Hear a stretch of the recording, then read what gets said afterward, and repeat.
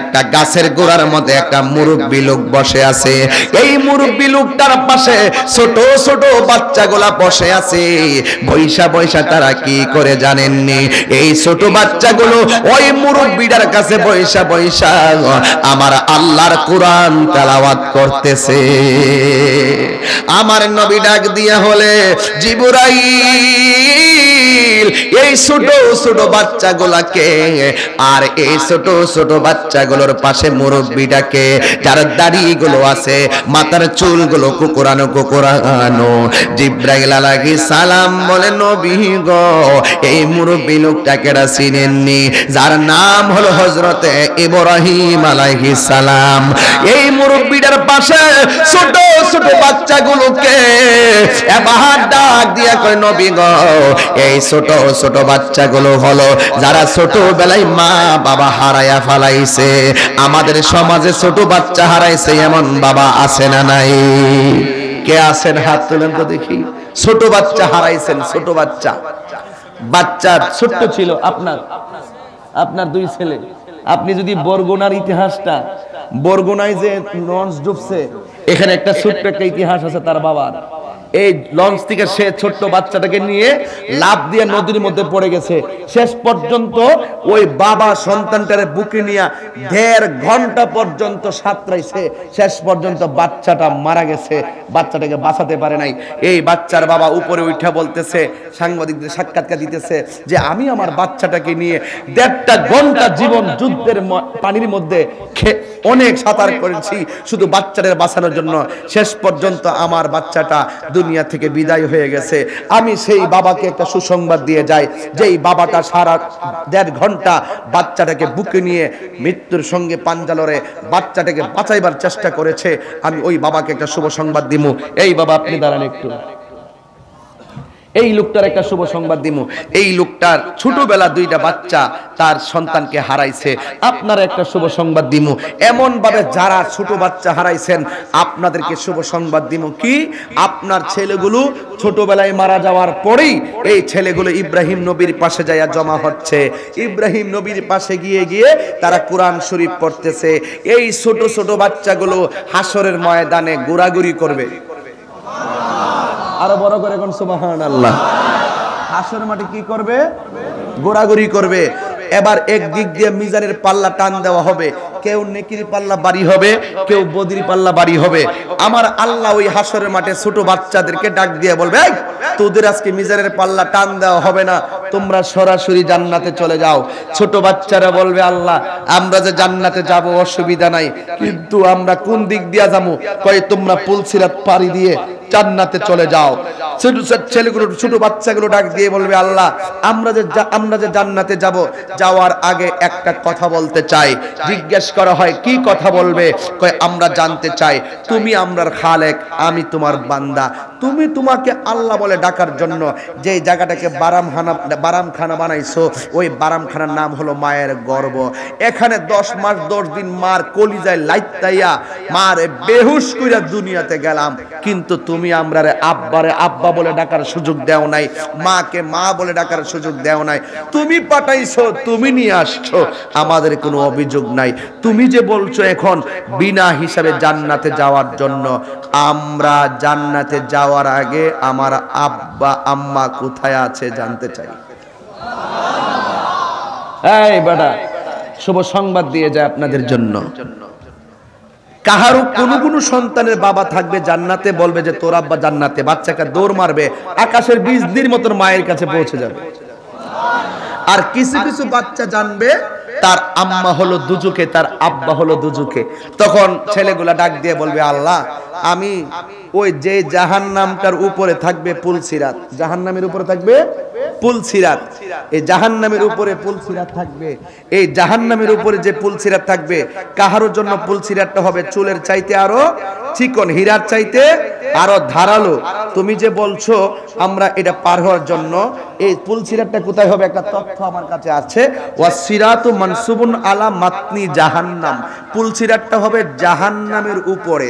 ওয়াহুয়াল জিসরুন, এটা এমন একটা ব্রিজ আল্লাজি বাইনাল জান্নাতি ওয়ান নার, যেটা জান্নাত এবং জাহান্নামের মাঝখানে আল্লাহ পাক প্রতিস্থাপন করবেন। ইয়ামুরুন নাসু আলাইহি আলা কদরি আমালিহিম, এই পুলসিরাতটা যার যার আমল অনুযায়ী পার হবে। ফামিনহুম মাইয়ামুরু কালামহিল বাসার, কেউ পুলসিরাতটা চোখের পলকে পার হয়ে যাবে। ওয়া মিনহুম মাইয়ামুরু কাল বারকে, কেউ আকাশের বিজলির মতন পুলসিরাতটা পার হয়ে যাবে।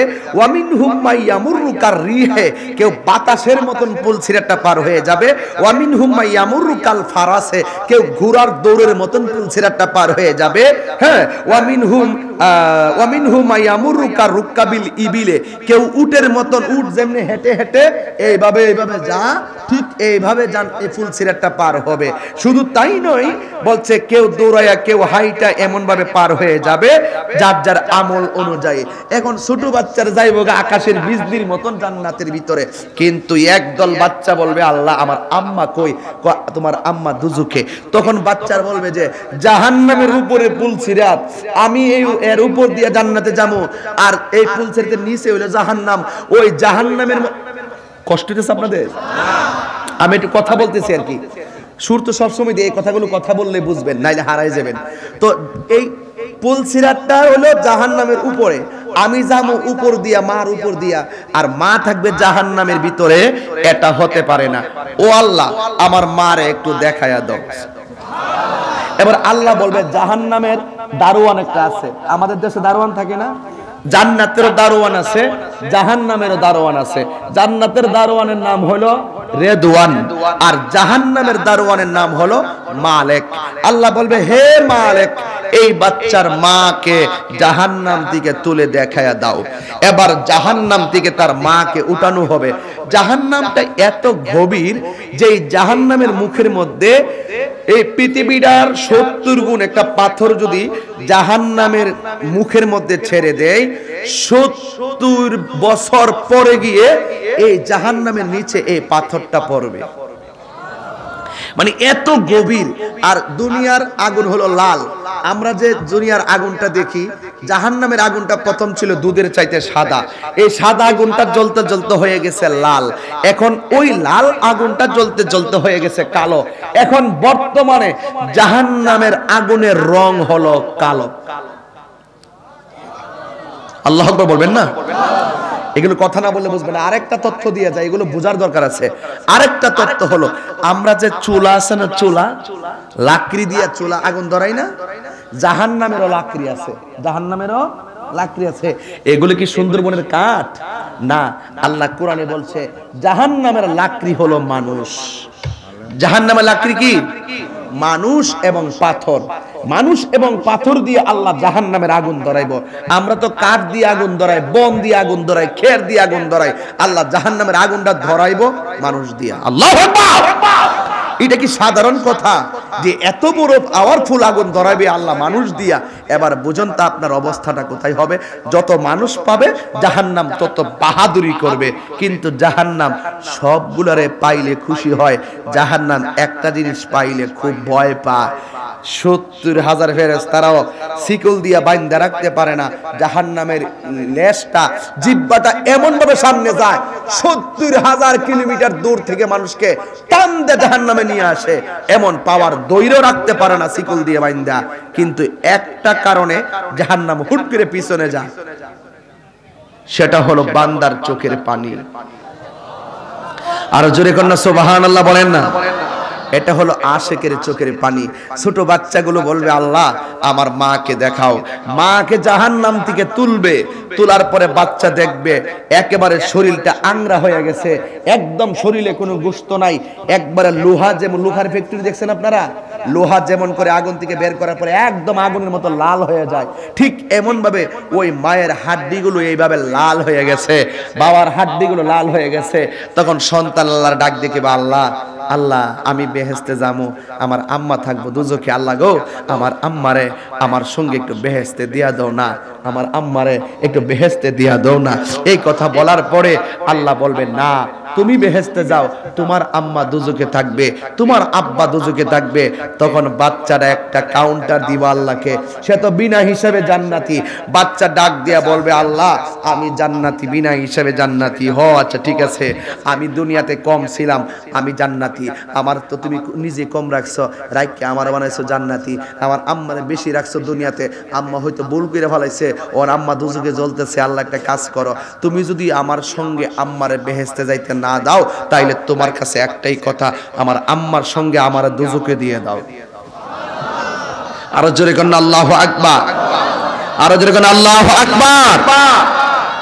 আহা, তখন আল্লাহ রাব্বুল আলামিন বলবেন, এ ফেরেশতা দেখ রে, আমি আল্লাহ দয়ার সাগর, আমি আল্লাহ মায়ার সাগর, আমি আল্লাহ রহমান, আমি আল্লাহ রহিম। দেখ দেখ আমার বান্দা তার মায়ের জন্য কি ভালোবাসা দেখাইতেছে, এর চাইতে কোটি গুণ ভালোবাসা আমি আমার বান্দারে বানাইছি। যা এই সন্তানের মারে তাসনিম নামক পানি দিয়া দৌত কর, শরীরে যাতে একটু জাহান্নামের দাগ না থাকে, তাকে সুন্দর করে তাসনিম নামক পানি দিয়া দৌত কইরা মেশকে আম্বল লাগায়া তার জান্নাতে পাঠিয়ে দে।